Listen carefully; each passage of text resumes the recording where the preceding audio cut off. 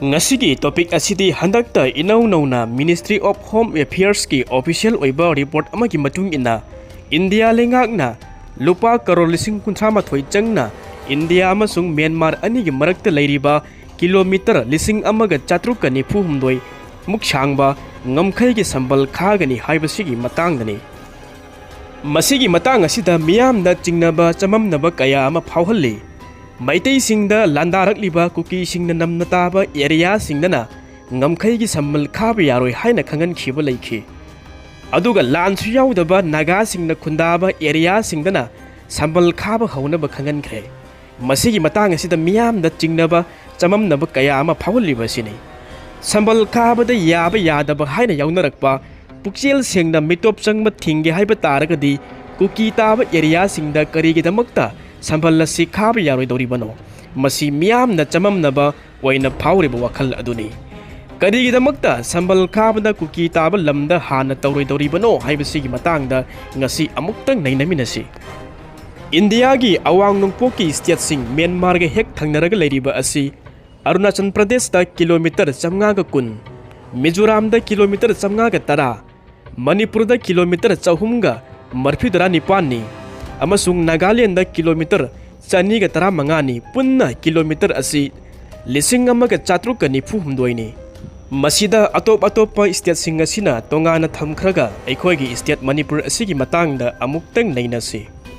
India amasung Myanmar gi ngamkhai ga tainariba asi Manipur gi oina district mangani masigi manungda Surachanpur Chandel Kamjong Tengnopal amasung Okhrol ni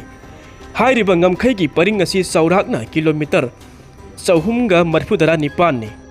Narendra Modi gi ahanba leingak ki ing 2018 gi matamda India amasung Myanmar ani gi marakta leiriba ngamkhai asigi matangda Ek East policy gi matungina Myanmar amasung India ani gi marakta leiriba ngamkhai asi free movement regime oina chatna khibani mataw asum tawna leibak asida free movement regime asi satna ringai manung asida mioi amana India amasung Myanmar gi manungda Bija amati yaudana kilometer 13 phawbadi sangsillaga sayol ani phawbadi leibi yabagi ayaba pirammi masigi matam asidani Manipur gi Myanmar ga tainariba district sing asida missing ka henna mitop sing leptana sangsilakpagi problem kaya ama lakhi matawasum tawna ing kumja 2018 dagi chatnaraga lakhiba free movement regime asi India lengakna lauthokhiba leikhraban Masida Manipur gi oina kwaidagi wathok oheliba kudong theliba asina Myanmar gi sin state haiba asina ni sin hariba kanglup asi Myanmar gi oina Kuki sing aduni matang swai sita wari amatang Afghanistan dagi drug ki wathok asi Southeast Asia gi Golden Triangle adudagi amuk Myanmar ga tainaba Manipur gi Kuki taba district ayamada popi paktakna thaduna sahida lupa crore lising tanba ngamlak libani drugs smuggler tawduna ngamkai singda lanthok lansin tawduna afaba lambi ama Kuki taba area singda lam singda oirakli masida natana reserve ki forest kaya ama kokthoktuna leisilakpa umang kokthokpa ain gi wangmada tawba yaba kaya ama tawri masidagi hendoktuna atopa lam ama semnaba Myanmar gi chin Mizoram gi jau sing Manipur gi Kuki sing Samna chin Kuki jogi oiba jalengam jogam hain su khangnaba ama semnaba India manung Manipur asida leibana ayamba step khongthang oina separate administration natragana union territory gi legislative assembly yawba tanduna Kuki sing asina namna leiba lam sing asida maitai gi yum kaya ama paktakna mai thaduna hatpa tuppa tawduna tanthokkhibani Masigi sanglaba wathok asi India lengakna khangna una usinadriba sini amuksu makhoina haikhiba leikhi wathok asi mapandagi changlakpa Kuki singna tawi haibasi mamangda phongdokhiba leikhre maram asina border gi ngamkhai gi sambal khaba amasung free movement gi regime asi lauthokpagi wafam asi su thamkhibani pulapna lupa crore lising 38 muk kaithokadoriba project asida Union Home Ministry gi makok thongba official singi oiba report ki matungina Manipur gi singi area singda mapung oina Kuki singna namna khundaba area singdi ngamkhai gi sambal khaba gi thabak asi matam khara tawroi matam khara thengthana paikhatna bawarep lauki haiki adum oina masigi thabak asi Indo Myanmar gi ngamkhai paringi atei area sing haibadi naga sing na namna khundariba sing sidagi haugani hairi ngamkhai gi saman khaba gi thabak asida naga sing na khundaba area sing da hana pakhatuna masi sing asi loisilaba matungda Kuki sing na khundariba area sing da amuk khanaba miyang jangani haiba wahi asini masi batang asidani miham na chamam na ba chingnaba khara phaholiba asi masigi mapung oiba maram adudi Indo Myanmar gi ngamkhai paring asida sambal khaba gi thabak asida Kuki jogi lup kaya amana yamna chawna marei yetlaga leiri India gi center gi laingak na Kuki phurup gi mioi sing asina tawriba demand asi kupna khanaraba matungda makoina namna khundariba area singda sambal khaba gi thabak asi kona tawnaba warep asi laurakpani haina phongdokhi ningsingba yai mamangda India gi center gi laingak na ngamkhai sambal khaba gi thabak asi Kuki sing asina namna khundariba area singda hana paikhatuna lo kaina mitop kaya ama changchilakpa sing asi thingnaba phirep laukhibani adum oinamak Kuki jo singi lup sing asina center gi phirep asigi matangda masigi mayokta iho kaya ama hauki masi maya masigi matungdani India lengaki phirep asina ngamkhai gi sambal khaba gi thabak asi India Myanmar gi ngamkhai gi awang thangba Manipur gi saruktagi hauragani haina warep laukhiba matawasum tawna India lengaki thabak khutauda achan mirai naiba amagi wata daba thabak tawbada maring marangba micham praja miyamda chingnaba chamamnaba kaya ama phaholiba asini asum tawna aikhogi micham praja miyam asibu wakhalda charangnaba mamai mako khangdaba kaya amasu phahollaga lakli handaktasu inau nauna aerial bombing da drone sizinaraga expert oiraba mioi chamapan changre haina tonga sandorakhi makoi kunthra na saraga group kunthra thokna tang kunipan adwaida attack chatharakpa yai haina miyamda tonga sandoktuna miyamda mipaiba pakhatpa phahollammi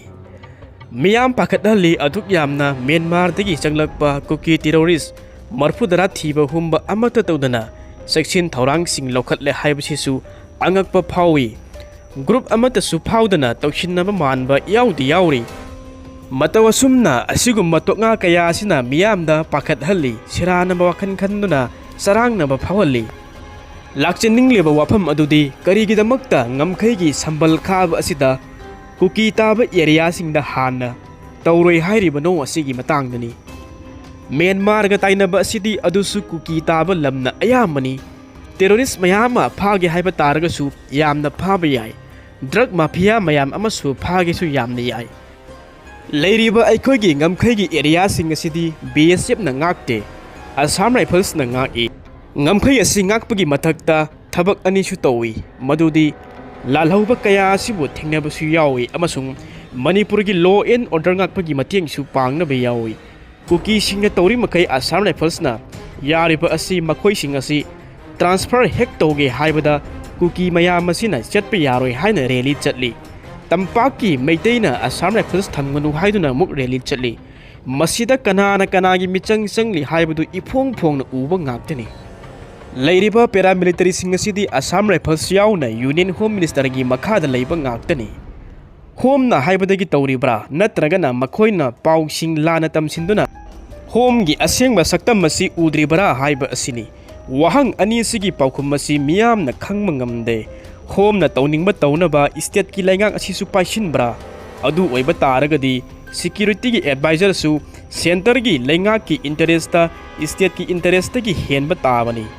tasengna masi mayam asi ururaga thengnariba lanasi proxy war ni haiba tabani matang asida suda leiba Kuki lalhauba sing asina tawba ngamdaba thabak mayam ama PDF ta yauriba CDF sing asina ngamba taragadi makhogi oiba lambi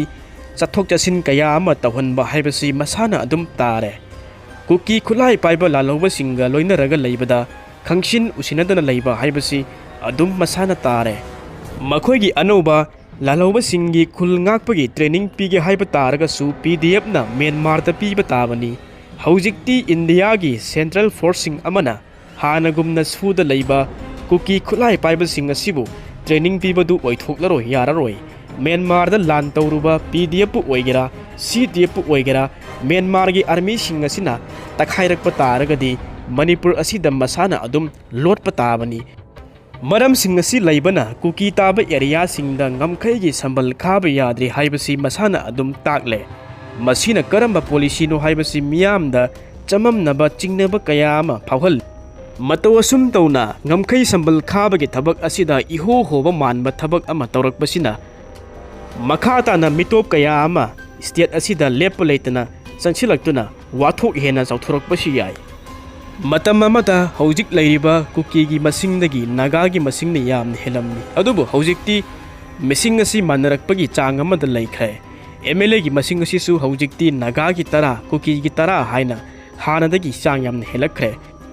ꯃꯁꯤ ꯀꯔꯤ ꯃꯔꯝꯗꯒꯤ ꯑꯣꯏꯔꯛꯈꯤꯕꯅꯣ ꯍꯥꯏꯕꯁꯤ ꯃꯤꯌꯥꯝꯅ ꯑꯃꯨꯛꯇꯪ ꯈꯟꯊꯕꯤꯌꯨ ꯅꯩꯅꯕꯤꯌꯨ ꯃꯅꯤꯄꯨꯔꯗ ꯏꯪ ꯀꯨꯝꯖꯥ 1972-1973ꯒꯤ ꯏꯂꯦꯛꯁꯟꯒꯤ ꯃꯇꯝꯗ ꯆꯤꯟ ꯀꯨꯀꯤꯒꯤ MLA ꯃꯁꯤꯡꯅ ꯂꯦꯞꯄ ꯂꯩꯇꯅ ꯍꯦꯟꯒꯠꯂꯛꯄ ꯑꯗꯨꯒ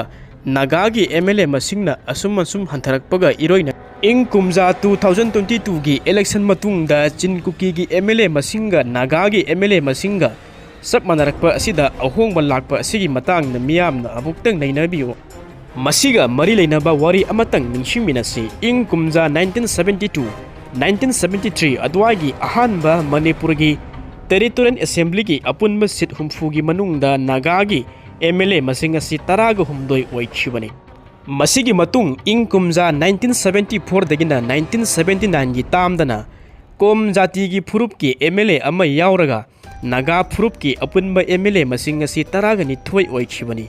ꯍꯥꯏꯔꯤꯕ ꯇꯥꯝ ꯑꯁꯤꯗ ꯆꯤꯟ ꯀꯨꯀꯤꯒꯤ ꯑꯄꯨꯟꯕ MLA ꯃꯁꯤꯡ ꯑꯁꯤ 8 ꯑꯣꯏꯈꯤ ꯃꯁꯤꯒꯤ ꯃꯇꯨꯡꯗ ꯏꯪ ꯀꯨꯝꯖꯥ 1980ꯗꯒꯤꯅ 1985 ꯐꯥꯎꯕꯒꯤ ꯇꯥꯝꯗ ꯅꯥꯒꯥ ꯐꯨꯔꯨꯞꯀꯤ MLA ꯃꯁꯤꯡ ꯑꯁꯤ 10ꯗ ꯍꯟꯊꯔꯛꯈꯤ ꯑꯗꯨꯒ ꯆꯤꯟ ꯀꯨꯀꯤꯒꯤ MLA ꯃꯁꯤꯡ ꯑꯁꯤꯅ 9ꯗ ꯍꯥꯏꯒꯠꯂꯛꯈꯤ ꯑꯗꯨꯒ ꯍꯧꯖꯤꯛꯅ ꯆꯤꯟ ꯀꯨꯀꯤ ꯑꯃꯁꯨꯡ ꯅꯥꯒꯥꯒꯤ MLA ꯃꯁꯤꯡ ꯑꯁꯤ ꯆꯞ ꯃꯥꯟꯅꯅ 10-10ꯗ ꯂꯩꯔꯤꯕ ꯑꯁꯤꯅꯤ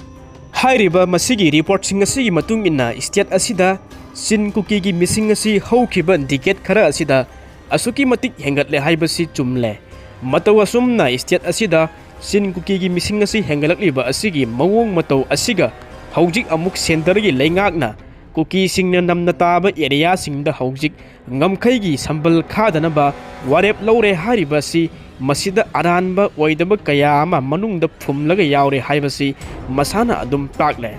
ꯍꯧꯖꯤꯛ ꯃꯤꯌꯥꯝꯅ ꯍꯥꯏꯔꯤꯕ ꯑꯁꯤꯅ ꯃꯅꯤꯄꯨꯔꯤ ꯃꯤꯌꯥꯝ ꯑꯁꯤꯕꯨ ꯏꯟꯗꯤꯌꯥꯒꯤ ꯂꯩꯉꯥꯛꯀꯤ ꯅꯥꯒꯔꯤꯛ ꯑꯃꯅꯤ ꯈꯟꯗ꯭ꯔꯕ ꯃꯅꯤꯄꯨꯔ ꯑꯁꯤꯕꯨ ꯏꯟꯗꯤꯌꯥꯒꯤ ꯁ꯭ꯇꯦꯠ ꯑꯃꯅꯤ ꯍꯥꯏꯕ ꯈꯟꯗ꯭ꯔꯕ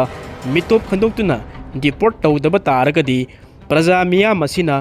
ꯋꯥꯔꯧꯔꯛꯄ ꯂꯥꯛꯄ ꯌꯥꯏ ꯑꯐꯕꯗꯤ ꯈꯛ ꯑꯣꯏꯔꯣꯏ ꯂꯝꯗꯝ ꯑꯁꯤꯒꯤ ꯃꯤꯌꯥꯝ ꯑꯁꯤ ꯑꯔꯥꯏꯕꯗꯤ ꯅꯠꯇꯦ ꯉꯁꯤꯃꯛ ꯏꯟꯗꯤꯌꯥ ꯑꯁꯤꯕꯨ ꯐꯅ ꯌꯦꯡꯕ ꯃꯤꯁꯤꯡ ꯈꯔ ꯂꯩꯔꯤꯕ ꯑꯁꯤꯅ ꯂꯩꯔꯛꯇꯕ ꯃꯇꯝꯗ ꯏꯟꯗꯤꯌꯥꯒꯤꯁꯨ ꯑꯐꯕ ꯑꯣꯏꯔꯣꯏ ꯍꯥꯏꯕꯁꯤ ꯈꯟꯊꯕ ꯐꯩ